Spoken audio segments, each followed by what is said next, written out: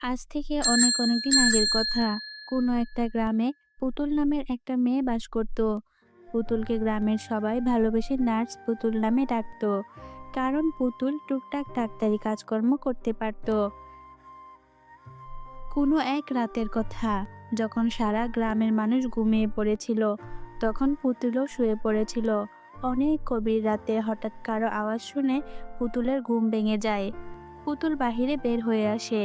তখন দেখতে পায় একটা লোক চোখে মুখে বিষণ্ণতা নিয়ে দাঁড়িয়ে আছে।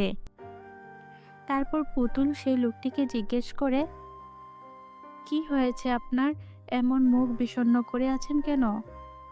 মাজি, আমার ঘরে আমার বিবি আর সন্তান খুব অসুস্থ। তুমি কি এখনই আমার সাথে আমার বাড়িতে যেতে পারবে? এখন তো অনেক রাত, সকালে না হয়ে যায়? মাজি, সকালে গেলে যদি আমার বিবি বাচ্চার কোনো ক্ষতি হয়ে যায়, চলো না মাজি এখনই। ঠিক আছে, আপনি একটু দাঁড়ান, আমি রেডি হয়ে আসছি। তারপর পুতুল তার এইট বক্স গুছিয়ে নিল আর লোকটির সাথে ঘোড়ায় চড়ে রওনা দিল।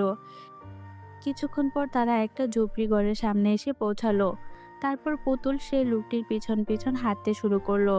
তারপর তারা একটা সুন্দর বেডরুমে পৌঁছে গেল।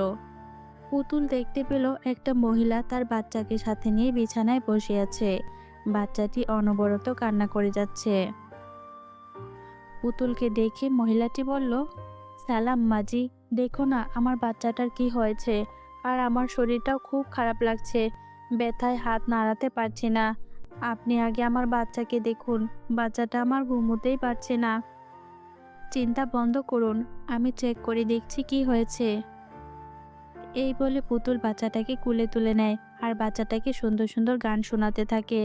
একটু পরই বাচ্চাটা পুতুলের কুলেই ঘুমিয়ে পড়ে। এই যে দেখুন, আপনার বাচ্চা ঘুমিয়েছে।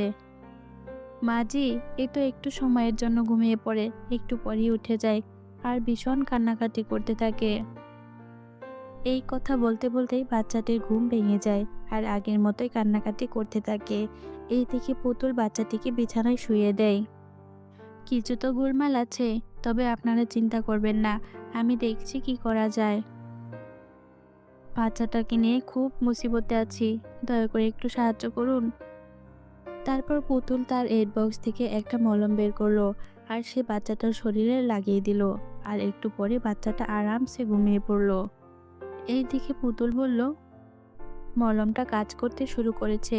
একটা কাজ করুন, আপনি তো বলছিলেন আপনার হাত ব্যথা করছে, নিন এই মলমটা লাগিয়ে নিন, আশা করি সবকিছু ঠিক হয়ে যাবে। তারপর সেই মহিলা ও তার হাজবেন্ড